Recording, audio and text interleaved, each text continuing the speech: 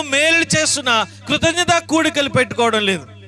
కృతజ్ఞత కూడికల వలన ఉపయోగం ఏంటంటే, ఒకటి, పరిశుద్ధులందరూ కూడా పరిశుద్ధపరచబడతారు.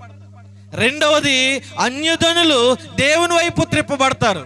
మూడవది, రానున్న తరం చిన్న బిడ్డలు దేవుని యొక్క గొప్ప కార్యాలు తెలుసుకుంటారు. ఈ మూడు మిస్ అయిపోతున్నాం. ఒకటి, పరిశుద్ధులు ఉజ్జీవించబడట్లేదు.